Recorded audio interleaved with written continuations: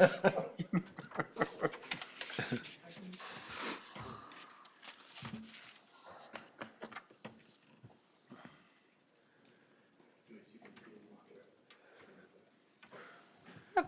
his one.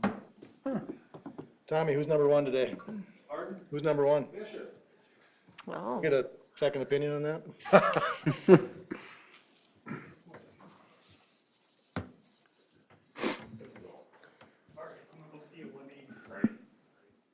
so if it says 6 people entered the waiting room, does that mean Ann's working on letting them in. hands? Okay.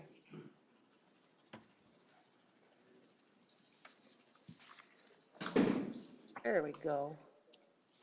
She's on it.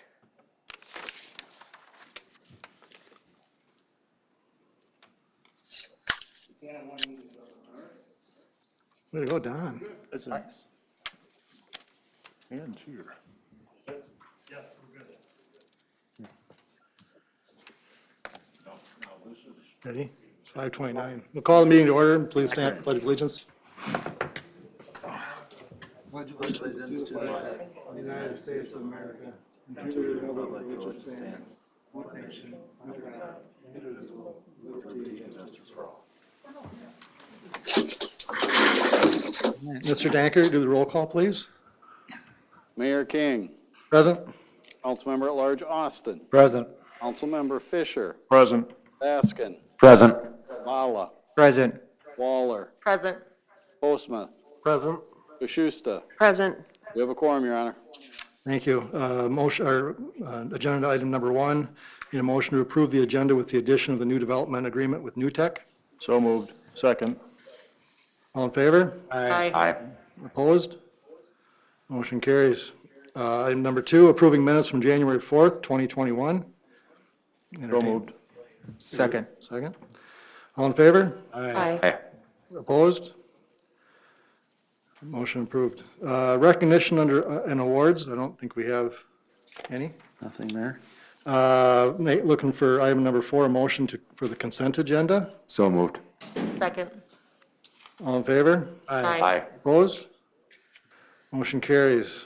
Under public hearing, item number 5, reviewing an application to the Minnesota Department of Employment and Economic Development for a grant under the Minnesota Investment Fund program, and then a series of actions need to be after that. Craig? Thank you, Mayor, members. Exciting evening tonight with multiple steps here that we have on the agenda. The actionable items deal with New Tech Bioscience and the Creekside Business Park. This is a multifaceted project, includes the Port Authority, Malheur County, Austin Utilities, and the Development Corporation of Austin. The city council pieces are to approve the State of Minnesota Job Creation Fund application, as well as the Minnesota Investment Fund applications. Both of those are included in the packet along with the resolutions respectively. We also have a development agreement that's included in the packet. That was, there were a few changes to that came in with negotiations with New Tech. Most of those are technical. We included information about unavoidable delays. We also had clarification of the landlord. We have references in 2.2C relating to the ownership and minimum improvements. We also added a 30-day cure period. If there's concerns, those can be rectified in a 30-day period of 5.1. And that's the changes to the development agreement that are included. We also have, as council knows, the Grow Austin program. This is a program intended to build on top of the Job Creation Fund to add dollars to a project for job creation and capital investment. The city's contribution for that would be $91,350 as part of the estimate from creating 35 good-paying jobs in the community and adding the maximum amount of tax value and the cap at $45,000. We also have other contingencies in the project. The development agreement talks about that Malheur County, Austin Utilities, and the DCA have other pieces of the equation and incentive for the program. They have Grow Austin provisions as well. The county is also looking at providing a $2.5 million loan, and the Port Authority would provide sale or donation of 8.6 acres of land. Those actions are still forthcoming. The New Tech Bioscience is the operating company and JCW is the builder, who will be jointly doing the project together. This is for a facility that is a vegetable and yeast-based protein peptone for the pharma and food industries, and it would be located in the Creekside Business Park. Their building is estimated to be at 60,000 square feet and a concrete tip-up panel with a taxable value of $4.3 to $4.7 million. Tom Yazzie is with us this evening and will give us more details on the project and what New Tech intends to accomplish coming to Austin. We'd have a series of motions for approval of council.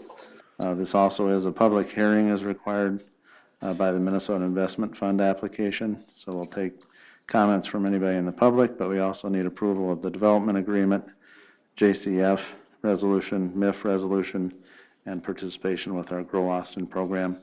Be happy to answer any questions, otherwise I turned over to Tom Yazzie. Hey, wanted to just thank everybody. We're really excited about this project. Very happy with how things have gone with the city of Austin. We look at it as, you know, I always kind of say that Austin always has had such a rich manufacturing background, and for us, you know, we're a company that manufactures products, and a little bit different. You know, our background has been a lot in the food industry and industrial food ingredients, but this is really, you know, an even more exciting venture because it's into the pharmaceutical industry. I think a lot of you have learned a little bit about the company and things and what we do, but I always say the easiest way to summarize it is that we produce basically the food for cell and tissue cultures that are used to make pharmaceuticals. So instead of focusing only on the industrial food ingredient side, it's really moving into the pharmaceutical side. A lot of what we do is very similar to what you would find in ingredient processing for the food industry, but just you know, a little higher level. This is where we think that the relationship with the city of Austin and all the different things you have going on with the Hormel Institute and some of those areas that really have just great synergy with what we're doing. And ultimately, what we're doing is, you know, we envision with the Creekside Business Park is with this peptone plant is just being the first step in really working towards a fully integrated system to do everything from the raw material supply all the way up to active pharmaceuticals. And you'll always hear we talk about a CMO, which is a contract manufacturing organization, and that is really the it's what really people in the pharmaceutical industry or companies in the pharmaceutical industry are utilizing today to manufacture most of your new pharmaceuticals. And a lot of what we talk about, you'll hear the terminology biologics, and that's really the next generation of pharmaceuticals. And so when you talk about the biologics, a lot of times it's really when the more common term people hear about is like immunotherapy. But this is really where the pharmaceutical industry is moving, and we are really able to really participate with this. And it's really been kind of a very kind of exciting scenario right now, because with COVID, a lot of the vaccines that are developed are all using new technologies from the pharmaceutical industry, which are these immunotherapy type technologies. And that's really the business that we're in. And so for our business, the fact that, you know, with all the, you know, issues and problems that COVID has caused, it's actually been something for us that has been really an accelerant to our business, because we are right in the middle of ingredients that are used in the supply chain for manufacturing COVID vaccines. So that's something that even after the country gets a hold, or the world gets a hold of control of the pandemic, the technologies that are being developed and commercialized and approved will continue to be utilized, going forward, and with a tremendous number of technological gains being made from that. And because of that, that just is one of the biggest drivers to our business. So we always feel that we're sort of forward thinking on where the industry was going and how we were going to participate. And we just happened to sort of fall into this scenario where everything accelerated because of the developments with COVID. So when we, with sort of what we're producing today, we've been around, we've been manufacturing products for 12 years into this industry. It's a relatively very difficult business to get into. It takes a long time. So because of that, there's very few competitors. But once you get into this business, it is not a short-term business. When we build this plant, I can assure you that plant will be making peptones for 20, 30, 40 years from now. It's not something that plant will be built, and if there's ever an acquisition, it would be shut down. Once those facilities start producing these products to get put into these pharmaceuticals, it's nearly impossible to take them out. So I think that's the piece that we, I guess in general, it's something that we think can be very transformational to the community. We like to really participate with the community. And I think I would have to say, with the people that we've worked with, it's been a great relationship. And we just see a lot of tremendous things that can happen there. And if we can sort of build this all out as we anticipate, we'd expect that the business park will be just sort of a thriving area for manufacturing everything from raw materials all the way to the active pharmaceuticals. And we just think it fit for the area, and we're just excited to get going on it. So, and if anybody has any questions at all ever, just let me know. Love to talk about this stuff, and it's really exciting, impactful thing.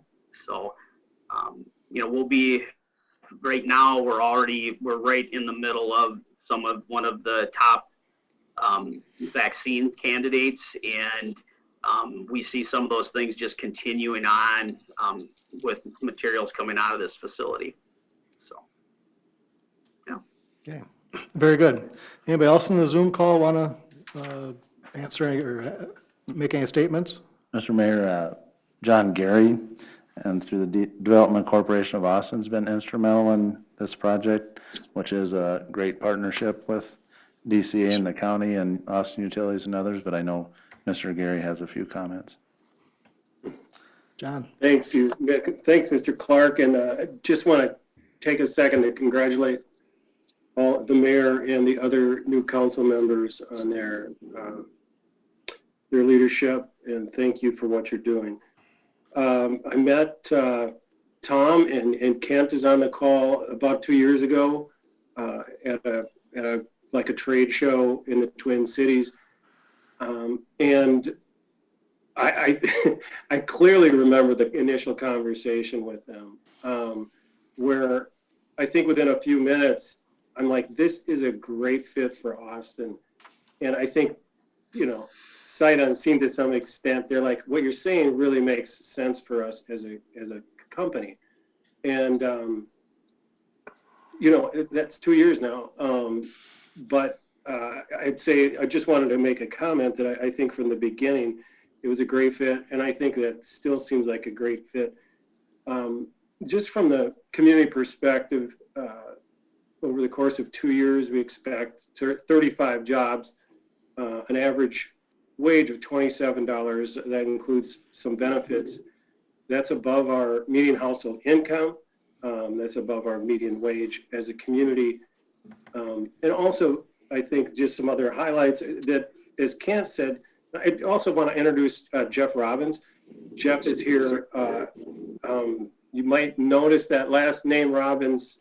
Jeff is actually a native of Austin and assisted DCA in conducting due diligence to go through it with New Tech and talk for the things that they were talking about, just confirm them. Jeff has a background working with science-based companies, often sort of in early stage companies. Well, New Tech's been around for 12 years, and Jeff is a great assistant. And the Robbins furniture family, Jeff is from Austin. That's the connection, but is in the Twin Cities now. So this is a complementary industry for us. It's plant-based, it can be egg related, it can be food related, but also brings in something new, which is the pharma. And not just pharma, I mean, there's many ways we could hopefully be connected to pharma, but this is at the cutting edge of pharma, the role here. And like Kent or Tom said, it can really help transform Austin by bringing a new vibrant industry into the community. Along with Jeff's help, we verified a lot of, what Tom has told us, that these are long-term facilities that can't be switched out of a product very easily. That the industry itself is on the increase with peptones and biologics. These are plant-based pharmaceuticals that are more and more required by the federal government, not only in the United States, but abroad. Just a couple other notes. That has potential for a relationship with Riverland Community College with training.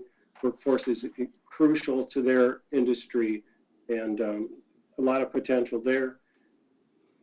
Also, while there's nothing in place today, Tom and Kent met with representatives of the Hormel Institute, had a great conversation about what is going on at the Institute, but also what's going on with New Tech. Mayo not being far away is also another place where to be kind of on that cutting edge of pharma for Austin. It's a great step in that direction of Austin being food, egg, but then also bioscience. I could go on, but I do think that, the economic impact of having 35 new jobs that are equivalent of, mid $50,000 a year is has a ripple effect, a multiplying effect. People talk about that economic development. What's the direct impact and what's the ripple?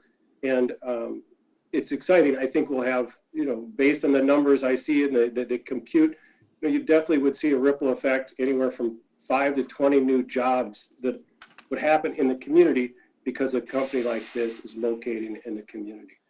So very exciting from that standpoint too. And appreciate it. Been great working with them.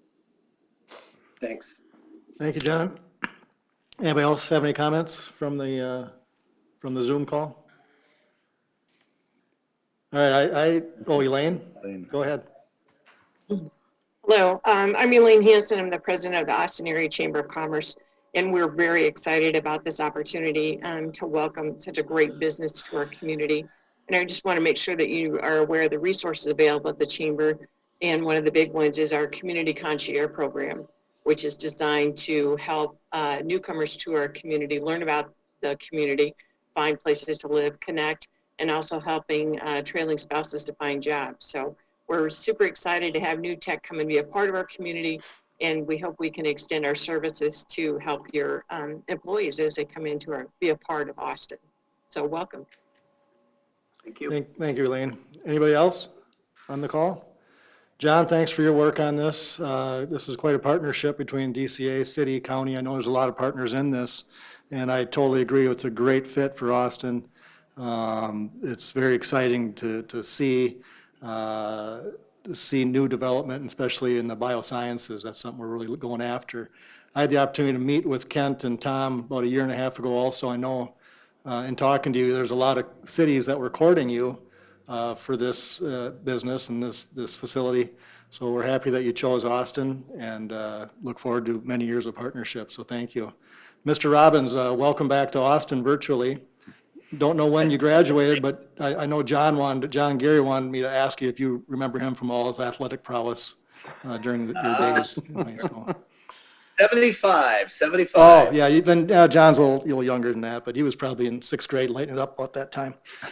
Well, thanks for your work on this too, Mr. Robbins. I think it's a great partnership and we're very excited. So with that, if there's any comments from the council? And the MIF is a public hearing. Any comments from the audience? Seeing none, hearing none, should we go through the resolution, starting with 5A? Looking for a resolution approving a development agreement with New Tech Biosciences LLC. So moved. Second. Tom?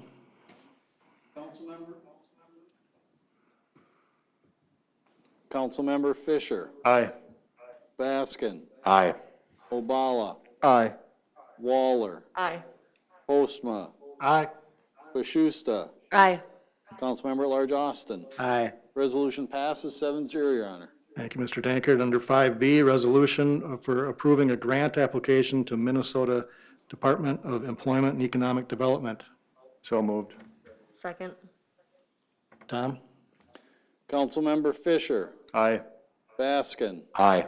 Obala, Aye. Waller, Aye. Postma, Aye. Bashusta, Aye. Councilmember at Large Austin. Aye. Resolution passes 7-0, Your Honor. Thank you. Under 5C, looking for a resolution approving a job creation fund application in connection with the New Tech Biosciences LLC. So moved. Second. Thank you. Tom?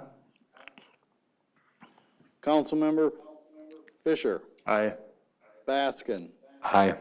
Obala, Aye. Waller, Aye. Postma, Aye. Bashusta, Aye.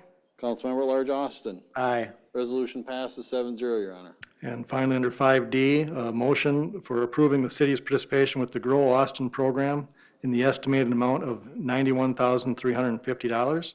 So moved. For a second. Okay. All in favor? Aye. Aye. Opposed? The motion passes. Thank you. Thank you. Gentlemen. Look forward to it. Looking forward to it. Right on. Number 6, under person. What? Did somebody have something to say? No? We're good. All right. Thank you. Moving on to item number 6, a resolution setting the 2021 street assessment rates. Stephen? Maybe I'll pass this one off to Mitch. Mitch is going to take this one. Of course he is. Hi, everyone. So at the work session on January 4th, we went over the proposed 2021 street assessment rates, and we kind of reviewed last year's and how we were reaching about 26% of our project costs are being assessed, and our goal is 40%. So the council suggested that we increase the assessment rate by 7%. So we took those numbers from last year, increased them 7%. Oh,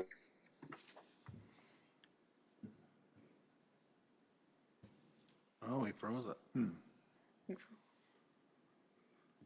I think it's on our end because they all look frozen. We lost our connection. Yeah, Steven looks frozen too. Yep. Can we get him to yell loudly from his office?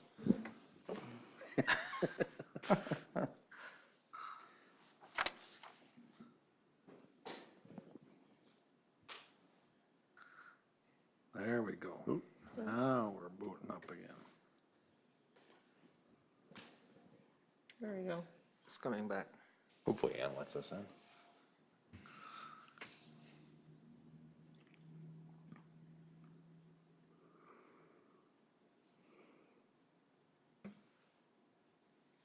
Like the old days watching TV, we're now experiencing technical difficulties. Yeah. Take a break. Froze up. Color screen. Good too. They're back. They're back. Yes. All right, Mitch, you want to continue? Okay, we're back. I didn't have anything else other than we recommend moving forward with a 7% increase. All right, so we need a resolution for number 6, setting the 2021 street assessment rates. I just want, before we vote, I just wanted to comment that when we had this before the work session, it was recommended from staff to go just 5%. And it was moved by council to go to 7. And I guess I just feel that if the goal of council is to increase the amount that we assess to get us closer to the 40 to 50%, then I don't think the 2% is really gonna make that much difference, and I like the 5% that staff recommended. It's typical that we do go with staff recommendations on these. Then if we're gonna go against staff recommendation and you're really looking for recovering more of that cost, then why don't we go a greater amount? The 2% really isn't gonna make that much difference, so I guess I'm really more in favor of a 5%, but we have 7 before us, so. So if I understand correctly, what we don't take here, we have to put onto the tax levy. Is that an That's accurate correct. assessment? And what's a percent? $80,000, $100,000. Percent on the tax levy is. But I mean, if we're gonna go against staff recommendation in an effort to achieve a greater percentage being assessed, then, go 10 or 15 or 20, whatever it takes to get to that point. Just going 2% above their recommendation, I guess, doesn't achieve a whole lot, and that's kind of where we've been for several years now, but just my thought. Is that a motion for 10? I think with Jeff's comments, we've, through the work session, moved forward with the 7%, so I think we'll stick with that unless someone, at this point, we got a resolution, a motion on the table, actually a resolution on the table for a 7% increase on the street assessment rate. So looking for a motion. So moved. So move the resolution. Tom? Oh, second, sorry, is there a second? Second. Paul, thank you. Tom? Councilmember Fisher, Aye. Baskin, Aye. Obala, Aye. Waller, Nay. Postma, Aye. Pashusta, Nay. Councilmember at Large Austin. Nay. Resolution passes 4-3, Your Honor. Thank you, Tom. Moving on to a motion for number 7, setting the 2021 council boards and commissions. They're listed. Folks were agreeing on which ones they wanted, so with that, I'll entertain a motion for number 7. Paul, is there a second? Second. Joyce, thank you. Tom? Or, I'm sorry, all in favor? Aye. Opposed? Approved. Moving on to item number 8, looking for a motion appointing Teresa Lugo as the honorary council member February to April of 2021. Ms. Lugo is here, and I guess if we get her a microphone, Tom, I wouldn't mind having her say a few things and introduce. Oh, she's got one. Very good. We trained her too. She knows it. Teresa, why don't you tell us a little bit about yourself? Hello, my name is Teresa Lugo. I am the bilingual community navigator through Austin Aspires at Austin High School. I have 3 kids, 2 dogs. I was born in Texas and raised in Worthington, Minnesota. My parents were immigrants that came to Texas and to do a better future. I'm excited to be part of this and learn a little bit more of the Austin community. I've only lived here about 6 years, so I'm a little new to Austin, so I'm excited. Welcome. Welcome, and thank you. So looking for a motion to accept Teresa Lugo as the honorary council member. So moved. Second. All in favor? Aye. Opposed? Congratulations, you're an honorary council member. Moving on to number 9, looking for a motion accepting an audit engagement letter from Clifton Larson Allen LLP. Tom, could you read that letter word by word, please? I will read all 27 pages of it. That's the. Not at all That's the excessive. attorneys involved in that, sorry, Byron. Annually, we are required by state statutes to have an audit of our finances based on the December 31st year end. For the 2020 year, the auditors have proposed a freeze in the audit fees again, be about $46,305. This year, we will be required to have a single audit, which is an extra $2,500 included in that quote because of the CARES Act money. If you receive over $750,000 of federal dollars, you're required to have a single audit. We haven't had such in a long time, but again, with the $1.9 million of CARES Act money, we will be required to have that single audit. Should be pretty basic based on how council approved the expenditures of it. But again, Clifton Larson Allen is a local firm. They've got an office here in Austin, and a couple of the employees are usually involved in our audit, so we've kind of like to keep it local. But again, we will do the drafting of the financials to save that roughly $11,000 to $14,000 because we've got the knowledge on doing that. So with that in mind, I request council approve a motion to have the mayor and myself sign that engagement letter. If there aren't any comments, is there a motion? So moved. Second. All in favor? Aye. Opposed? Motion passes. Moving on to number 10, approving the Sunday on-sale liquor license for Bella Victoria Italian Cuisine, LLC. Ann? Yes, this is just a liquor license for Bella. They didn't want their Sunday and now they do. So we just request we pass this resolution. Okay, any comments or questions from council? Then I'll entertain a resolution. So moved. Second? Second. Mike, thank you. Mr. Dankert? Councilmember Fisher, Aye. Baskin, Aye. Obala, Aye. Waller, Aye. Postma, Aye. Bashusta, Aye. Councilmember at Large Austin. Aye. Resolution passes 7-0, Your Honor. All right, moving on to number 11, looking for a resolution accepting donations to the city. So moved. Is there a second? Second. Tom? Councilmember Fisher, Aye. Baskin, Aye. Obala, Aye. Waller, Aye. Postma, Aye. Bashusta, Aye. Councilmember at Large Austin. Aye. Resolution passes 7-0, Your Honor. Thank you, Mr. Dankert. The following donations were accepted. I just want to recognize these good folks that are donating to the city. Bleeda Schindler donated $2,500 to the ski and snowshoe program at the Nature Center. Thank you, Bleeda.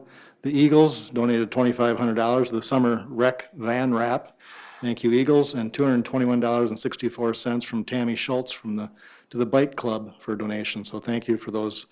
Austin, the Eagles, and the residents, Belita and Tammy. Thank you very much. Moving on to number 12, amending the investment interest policy for allocation to the building fund. Tom? Council, we've done this for the last few years based on the drastic reduction in interest rates that are out there for investments the city is authorized to invest in. Historically, 45% of our investment earnings over all the city's money goes into what's called the building fund. In the past, the building fund has paid for libraries, arenas, city hall, remodeling, et cetera. It's things that we don't have to put onto the taxpayers as a tax levy. We just take interest earnings, kind of hoard them up over the years and do a big project. Based on the interest rates we've had in the past, the original policy had $450,000 as a minimum dollars that went into the building fund. So if we had a year where we had $500,000 worth of investment earnings, the first $450,000 goes into the building fund and the other $50,000 is split amongst the other funds. Literally, that's what's happened in the last couple of years. So we've requested council to reduce that minimum to $300,000 so that some of the other funds get some dollars. Then we'd have that policy in place until or through December 31st of 2022. Because based on what we're seeing, there's not going to be any massive change in the rates to allow us to earn anything above what we're doing now. Based on that, we'd recommend council approve that resolution approving that allocation policy. Any comments from Mr. Dankert? Questions? Looking for a resolution from number 12? So moved. Second. Second. Tom? Councilmember Fisher, Aye. Baskin, Aye. Obala, Aye. Waller, Aye. Postma, Aye. Bashusta, Aye. Councilmember at Large Austin. Aye. Resolution passes 7-0, Your Honor. Thank you, Mr. Dankert. Looking for a motion for number 13, appointing Shannon Lisney to the library board, term ending December 31st, 2021. So moved. Second. Second. Thank you. All in favor? Aye. Aye. Opposed? Just want to say, one of the best jobs of mayor is you get to ask people to join committees and commissions and boards, and Shannon Lisney is, the individual is 22 years old, went to college, she's a local, moved back, bought a nice home, very invested in the community. It's great to see people responding to when I think they just want to be asked, and she's very excited to serve on the library board, and why wouldn't she, Joyce? She likes books, it turns out, so we're happy that Shannon stepped up to the library board, so thank you. Moving on to number 14, looking for. Yes, Julie. Julie's got the thumbs up, all right. Number 14, review a sign appeal for the Pet Authority. Approve or deny the sign appeal. Holly. Mayor and council, at our last planning commission meeting on January 12th, the planning commission reviewed Petition for a second sign at Pet Authority facing the south, north going traffic, the south side of their business. Our code, my puppy wants to go out, sorry about that. Our code, she rings a bell to go outside. Our code, section 4.50, requires that wall signs face a public street or alley. In this instance, the sign will face a neighboring lot and business. After review, the planning commission with 5 members present recommended approving the appeal 5-0. They looked at whether the sign was compatible with its surroundings, whether it You better go let that boy out. conditions for me. Yeah, I will. That Do you have bell's gonna any hit you in the head pretty soon. Okay, I'm gonna let her. What's hilarious? Not live TV tonight. That's great. All right. Howie, I'd like you. a Sorry about follow-up on how you did that, but we can take that offline. We need All a- right, so any questions? There's a list of things that the planning commission took into consideration in the making that recommendation. Okay, any questions or comments for Holly? Then looking for a motion for number 14. So So moved. move. Second. All in favor? Aye. Opposed? Assuming that was for approve, Yeah, right? so That was approved, right. approval. And I want to know later how you train your dog to ring the bell. Yeah, me too. Number 15, reviewing a lot combination request for JSB Properties LLC. Holly? Yes, this is a property, the property where Precision Signs is located out on 10th Drive Southeast. They had some issues with trying to make some improvements to their building because it crosses a property line, and there are issues with the building code in that instance. So they are combining or asking to combine their parcels. This proposal was reviewed by Austin Utilities, our engineering department and planning department, and there were no concerns. Are there any questions about this proposed lot combination? I don't see any, Holly. So with that, I'm looking for a resolution for number 15 to approve or deny the lot combination. Move to approve. Second. Tom? Councilmember Fisher, Aye. Baskin, Aye. Obala, Aye. Waller, Aye. Postma, Aye. Bashusta, Aye. Councilmember at Large Austin. Aye. Resolution passes 7-0, Your Honor. Thank you, Mr. Dankert. Number 16, reviewing a lot combination request from Hormel Foods. Holly? Yeah, this is the lot between the Paramount and Tendermaid, or the 2 lots. The petitioner is asking to combine those 2 lots for future development. Again, this was reviewed by Austin Utilities, the engineering and planning department, and there were no concerns. Okay. Any questions? Council, questions? No, looking for a resolution then for number 16, approving or denying. So move to approve. Is there a second? Second. Thank you. Tom? Councilmember Fisher, Aye. Baskin, Abstain. Obala, Aye. Waller, Aye. Postma, Aye. Bashusta, Aye. Councilmember at Large Austin. Aye. Resolution passes 6-0 with 1 abstaining, Your Honor. Thank you, Tom. Item number 17 is a series of motions authorizing the Planning and Zoning Commission to contract for removal of junk and/or legal stored vehicles at the following locations. 17A is 1016 Second Avenue Northeast, the Lopez property. Need a motion? Is there a second? All in favor? Aye. Opposed? Motion passes. 17B, address is 1203 11th Avenue Northwest, the Dennison property. Need a motion? So moved. Second? Second. Thank you. All in favor? Aye. Opposed? Motion passes. Item number 17C, address 1007 9th Avenue Southwest, the Lau property. So moved. Second. Thank you. All in favor? Aye. Opposed? Motion passes. Last one, the 17D, 800 11th Avenue Southwest, the Soul property. So moved. Is there a second? Second. All in favor? Aye. Opposed? Motion passes. Citizens addressing the council. I don't think we have any on Zoom. I don't think we have any in person. Honorary council member comments. Teresa, we met you that ordinarily at the next meeting.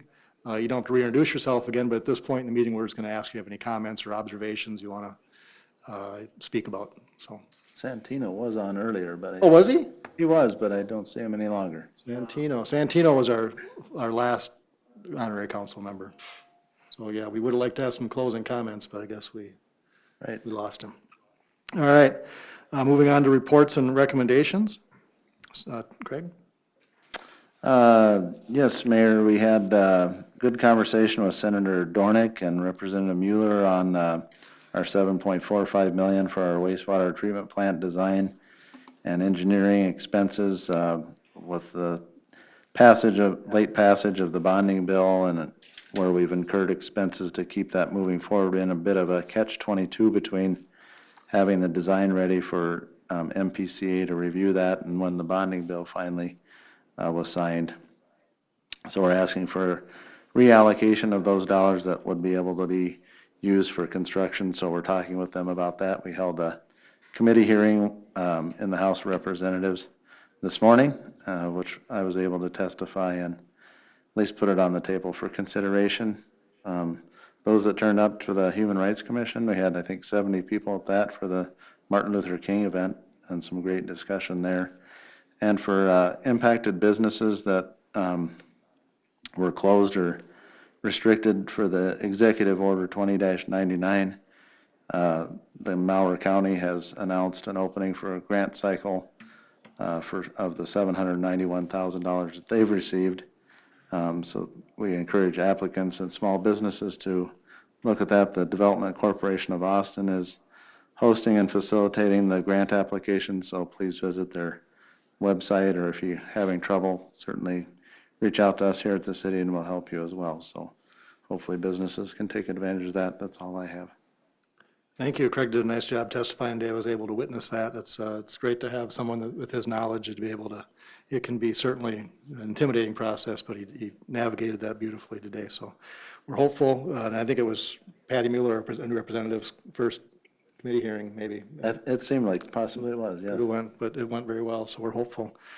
Reports and recommendations from council. Joyce, start with you. I have nothing, thank you. Can you make anything up a little bit? Yeah, we're good. Mike?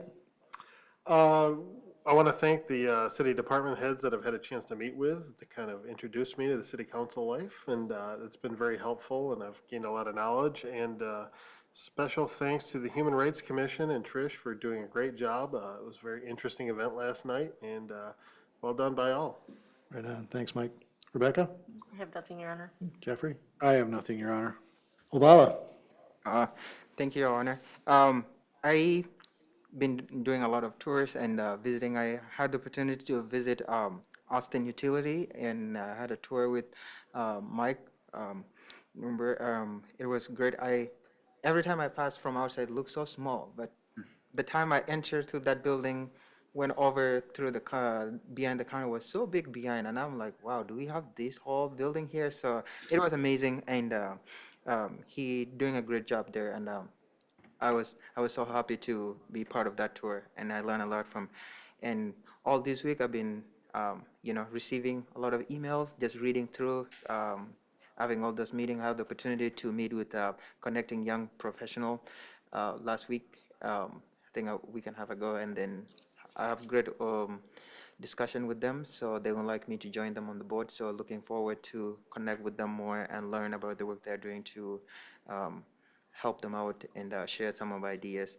And then lastly, we had a great discussion yesterday. I had the opportunity to be on the panel with being invited by Austin Human Rights Commission to learn about one of the guest speaker. So we had that was the first Zoom meeting. We have so many people on that, I've attended. So it was a great discussion from the community, and so far looking forward to learn more. I will be having a lot of orientation this week. So yeah, looking forward to, and thank you everyone for your help, and especially to our clerk here. So Craig been very helpful. So I really appreciate all the help. Yeah, thank you. Thanks, Obala. Jason? Yeah, I'd compliment the HRC and Trish and our two esteemed panelists up here as well. I thought it was a great event last night, and really good discussion. And the only other thing I have is to encourage any Austin resident. We have a survey that's gonna close end of day on Thursday around what you want to see the city tackling both in 2021 as well as longer term. It takes about 60 seconds to fill out the survey, if that. We'll start to look at the results here. It takes 2 if you're the mayor, but that's, but no, we've had a good response rate so far. And again, that'll close end of day Thursday. So you can go to the city's Facebook page and that link should be available. And we'd love to hear from you. Paul? Nothing, Your Honor. All right, I'd just like to say that one of the, it was very impactful yesterday, that Human Rights Commission, having the author down, but the amount of people that tuned in, so to speak, 70 folks. I know the chatter before the Zoom meeting was if we got 50, that'd be a great turnout. And so to have 70 folks on the Zoom was absolutely amazing. So also, one thing I've taken away from being the mayor for all of 2 weeks is that we really do have a very robust council and city staff that are constantly communicating and looking for ideas and shooting them out there. Normally I wouldn't be copied, but now I'm in a position where I'm getting copied on a lot of emails, and it's heartening to see the amount of effort being put by council and as well on the city staff to respond. So it's excellent. And I think with that, I'd just like to welcome everybody back to council chambers. It's been about 9 months or so since we've all been together. And I think what we'll do is take a 5-minute break and then move down into here less formal and grab a sandwich, and we'll be back in 5 minutes. So There you go. Motion to adjourn. motion to adjourn? So moved. Second? I want to do that. Smack.